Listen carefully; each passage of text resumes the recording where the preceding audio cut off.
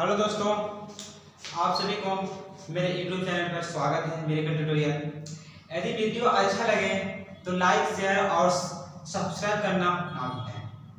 Last class में या last video आप लोग देखे थे कि इलेक्ट्रोमैग्नेटिक वेव्स क्या होता है और उसी का एक टॉपिक देखे थे डिस्प्लेसमेंट करंट क्या होता है। और डिस्प्लेसमेंट करंट के अब उपयोग करके हम एम्पीयर सर्कुलर लॉ को मॉडिफाई किए थे और हमको मिला था एम्पीयर्स मैक्सवेल इक्वेशन मिला था। आज हम देखेंगे कि इलेक्ट्रोमैग्नेटिक वेव्स का नेचर कैसा होता है, उसको पढ़ते हैं। तो इलेक्ट्रोमैग्नेटिक वेव्स में क्या electric field magnetic field perpendicular रहता है, जिससे क्या है कि वो जो ट्रांसवर्स नेचर होता है। तो इलेक्ट्रिक फील्ड और मैग्नेटिक फील्ड दोनों क्या परपेंडिकुलर डायरेक्शन होता है और जिस डायरेक्शन में प्रोपागेशन होता है, वेव जो प्रोपागेट होता है उसका भी दोनों क्या है परपेंडिकुलर होता है। इसको बोलते हैं ट्रांसवर्स नेचर। फिर इसका और अदर प्रॉपर्टी है उसको देखेंगे।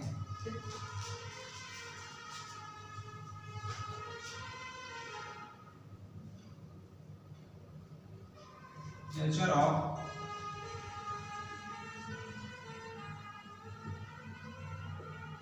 मैग्नेटिक वेव्स कि इलेक्ट्रोमैग्नेटिक वेव्स का नेचर क्या है। तो हम लोग जानते हैं कि इलेक्ट्रोमैग्नेटिक कैसे प्रोड्यूस होता है। तो क्या produce by oscillation of electric field and magnetic fields, दोनों क्या है ऑसिलेट करता है। जब क्या होता है इलेक्ट्रिक फील्ड ए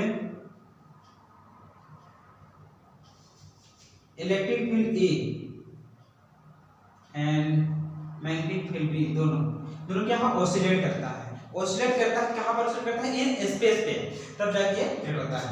अब ये स्पीड के साथ ये ऑसिलेट होता है। अब स्पीड जो होता है 3 × 10⁸ मीटर पर सेकंड, यानी इसका स्पीड जो है लाइट के स्पीड के इक्वल है। तो ये क्या है लाइट का स्पीड इक्वल टू क्या होता है c, मतलब लाइट के स्पीड के बराबर होता है। तो लाइट वेव्स क्या है वो इलेक्ट्रोमैग्नेटिक वेव्स है।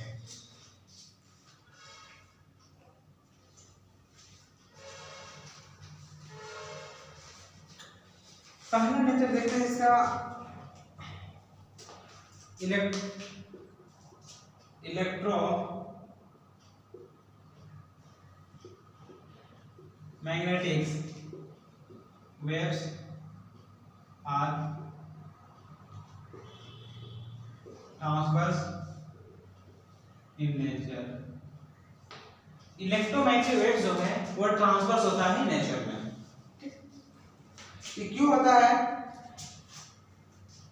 As the electric field E and the magnetic field B, electric field magnetic field in electromagnetic waves are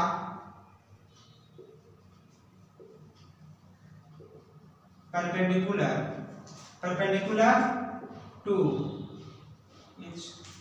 each other and the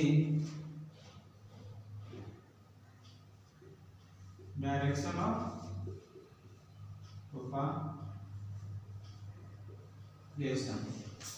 ये क्या है कि electromagnetic waves are transverse in nature as the electric field E and magnetic field B in electromagnetic waves are perpendicular to each other and direction of propagation।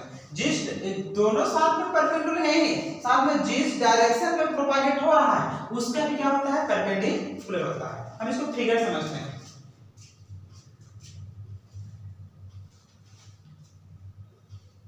ये हमारा क्या है x axis है, x है, वाई एक्सिस है, Z axis है। X axis है, Y axis है, जेड एक्सिस है। ये क्या है हमारा इस तरह का। ये क्या है हमारा इलेक्ट्रिक फील्ड है, ये एक्स है इलेक्ट्रिक फील्ड है। और एक हम बनाते हैं ये हमारा हो जाएगा px ये इलेक्ट्रिक फील्ड किस एक्स डायरेक्शन में, एक्स डायरेक्शन में, और बी वाई, ये वाई डायरेक्शन क्या है, मैग्नेटिक फील्ड है। ये किस तरह बनेगा, देखो ये इसका परपेंडिकुलर है, और ये जो है इसका इलेक्ट्रिक फील्ड जो है ये वाई एक्सिस है, उसका क्या होगा, ये परपेंडिकुलर होगा, क्या हो जाएगा, परपेंडिकुलर हो जाएगा। ये इसका परपेंडिकुलर हो जाएगा। इसको समझने के लिए, इसको प्रोसेस अलग अलग करने के लिए कलर भी कर सकते हैं, ठीक।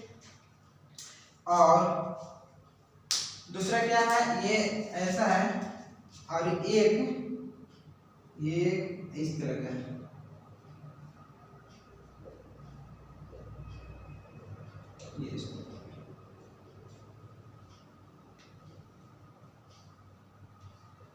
ये इसका परपेंडिकुलर है। अब फिगर से समझते हैं क्या है, देखिए ये जो है एक्स डायरेक्शन में और ये जेड डायरेक्शन में, ठीक। फर्स्ट ऑफ ऑल क्या है कि electric field E X perpendicular B Y है कि ये और ये उसके परपेंडिकुलर है, और ये इसका जो प्रोपागेशन किस डायरेक्शन में हो रहा है, दोनों का प्रोपागेशन क्या है, जेड डायरेक्शन में, जेड डायरेक्शन में। तो एक्स एक्सिस और जेड एक्सिस परपेंडिकुलर है, और जेड एक्सिस और वाई एक्सिस भी क्या है, परपेंडिकुलर है। इससे क्या है कि इलेक्ट्रिक फील्ड और मैग्नेटिक फील्ड दोनों क्या है, परपेंडिकुलर है, और जो जिस डायरेक्शन में प्रोपागेशन हो रहा है उस डायरेक्शन में भी क्या है, परपेंडिकुलर है। तो ऐसे बोल सकते हैं कि इलेक्ट्रोमैग्नेटिक वेव्स जो है वो ट्रांसवर्स इन नेचर होता है। इसका एग्जांपल ले सकते हैं sound water waves are transverse, ठीक।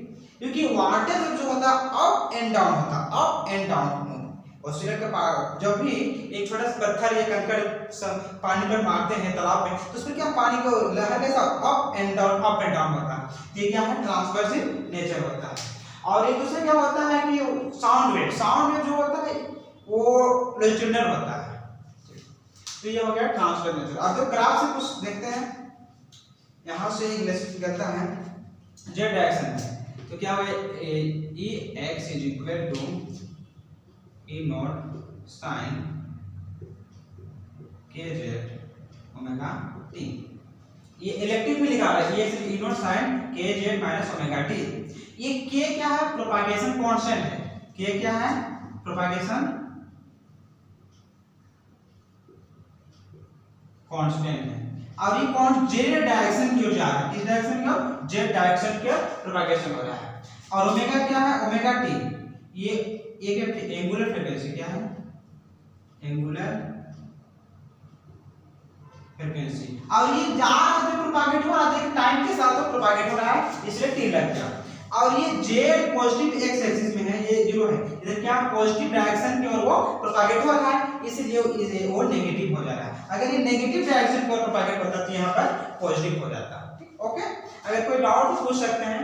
आई क्या है, magnetic field B Y axis में is equal to b nought sin K Z omega T, ये दोनों क्या है, सेम है, ठीक। अब क्या है कि k का वैल्यू जानते हुए k बराबर 2 पाई बाय लैम्डा, k का वैल्यू क्या होता है, 2 pi by lambda, propagation constant या प्रोपागेशन कांस्टेंट, और omega angular frequency 2 pi by 2 pi nu होता है, ठीक। ये equal to 2 pi by T होता है। ये क्या है, एंगुलर फ्रीक्वेंसी है, ठीक। यहाँ तक ये दिक्कत तो पूछ सकते हैं। अब आगे देखते हैं दूसरा, ये क्या था, ट्रांसवर्स इन नेचर था, उसको बता दिया।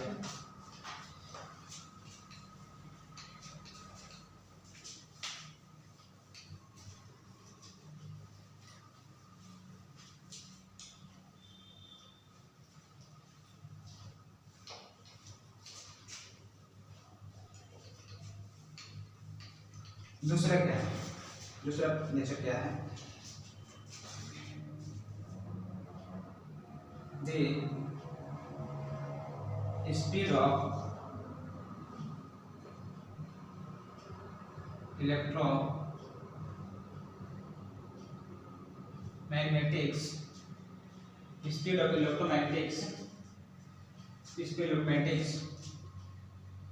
waves is given by, वो क्या होता है ओमेगा, तो c is equal to omega by K होता है, c is equal to omega by K. तो ये क्या होता है, c की वैल्यू क्या 3 × 10⁻⁸ ये होता है, और इसके बराबर क्या root under v0 r epsilon nought होता है। इस पे यहाँ से निकल गया। अगला क्या है, तीसरा number, the frequency of the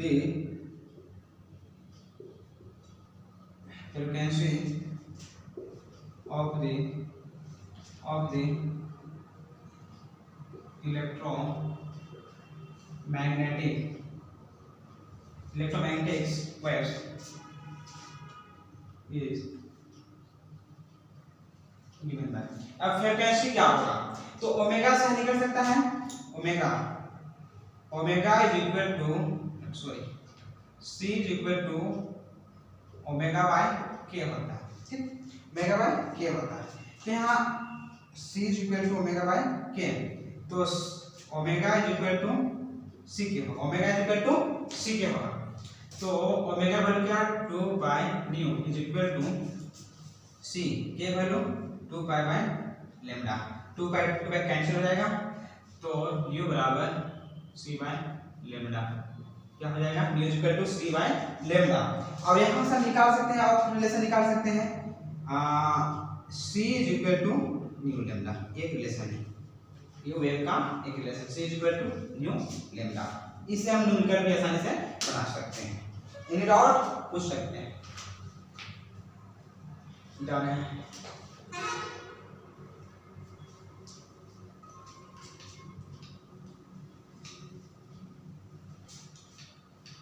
अगर वीडियो अच्छा लगे तो लाइक, शेयर और सब्सक्राइब करना ना भूलें। आगे क्या है, 4 number,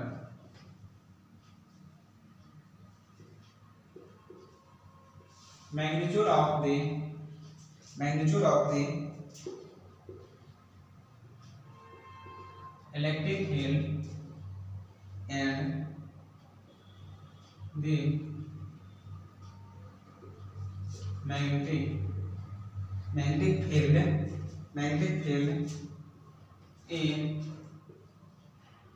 electromagnetic waves are related by. Electric field और मैग्नेटिक फील्ड वो कैसे रिलेट करता है जब इलेक्ट्रोमैग्नेटिक वेव्स प्रोपागेट होता है, तो इसके लिए V0 is equal to E0 by c relation. The magnitude of the electric field and magnetic field in electromagnetic waves are related by V0 is equal to E0 by c। c क्या है, c पता है, velocity of light है, ठीक। 5 number क्या है, electromagnetic waves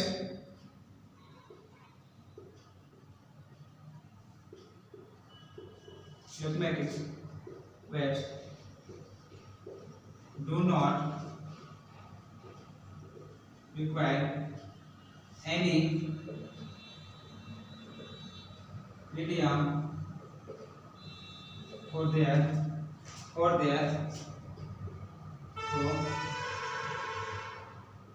propagation.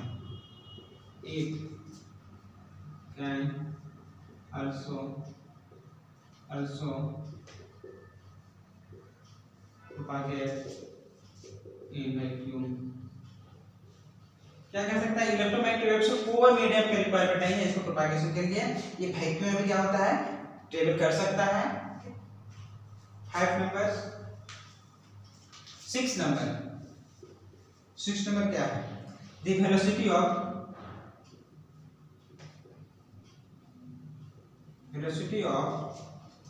The electromagnetic waves in terms of mu and epsilon naught is given by, क्या हो जाएगा, v is equal to 1/√10 mu naught और एप्सिलॉन नॉट, ये इसका वेलोसिटी होता है किसका, इलेक्ट्रोमैग्नेटिक वेव्स का, जो हायर इजी में से पढ़ा जाता है बीएससी में, इसको प्रूव किया जाता है। ठीक, अब अगला देखते हैं क्या नेचर इसका।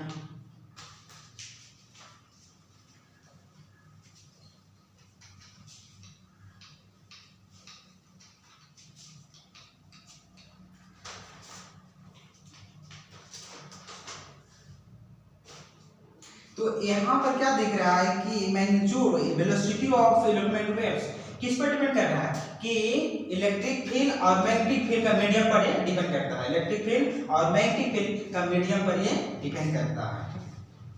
आगे क्या है कि इलेक्ट्रोमैग्नेटिक वेव जो है वो कैरी करता है मोमेंटम और एनर्जी को कैरी करता है।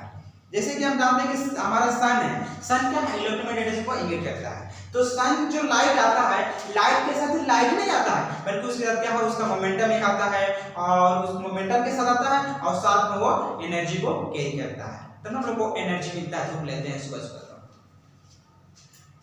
आगे क्या है 7 number,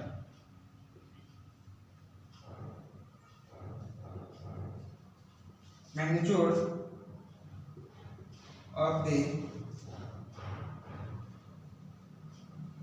momentum, magnitude of the momentum carried by the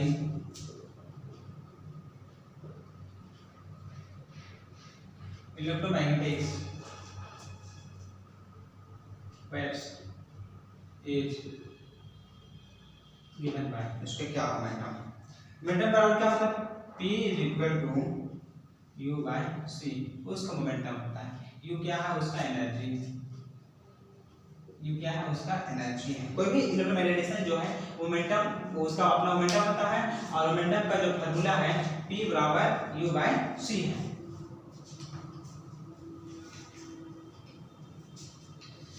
any doubt तो पूछ सकते हैं कमेंट बॉक्स में। अगला क्या है, last the electromagnetic waves carry energy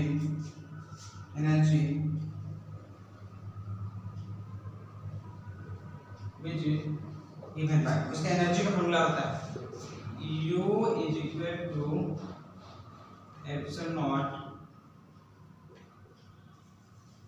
U is equal to epsilon naught E का स्क्वायर बटा C। ये है इसका मोमेंटम, इसका ये एनर्जी है। ये है overall nature of electromagnetic waves, या उसका उस प्रॉपर्टी वो किस तरह का है और कैसा उसका नेचर है, ये सब है। तो ये रहा इलेक्ट्रोमैग्नेटिक वेव्स का नेचर और उसका प्रॉपर्टीज कहा जाए, और ट्रांसफर होता है, इतना स्पीड के साथ ट्रेवल करता है, इसका इतना मोमेंटम होता है, इतना एनर्जी होता है, और इसको प्रोपागेट के लिए कोई मीडियम की रिक्वायरमेंट नहीं होता है। अगर वीडियो अच्छा लगे तो लाइक, शेयर और सब्सक्राइब करना ना भूलें मेरे चैनल को। और याद रहे कि अगला क्लास में है जो हम पढ़ेंगे कि इलेक्ट्रोमैग्नेटिक स्पेक्ट्रम, डिफरेंट स्पेक्ट्रम है, वो उसका वेवलेंथ और फ्रीक्वेंसी इंक्रीजिंग और डिक्रीजिंग के अकॉर्डिंग क्या है उसको क्लासिफाइड किया गया है, उसी को पढ़ेंगे स्पेक्ट्रम के बारे में, electromagnetic spectrum and it's is, उसका क्या क्या एप्लीकेशन है, कहाँ यूज करते हैं। तो मेरे वीडियो देखने के लिए थैंक यू वेरी मच। इसी तरह अपडेट बने रहने के लिए मेरे चैनल को सब्सक्राइब करें और लाइक शेयर करना ना भूलें। Thank you for watching.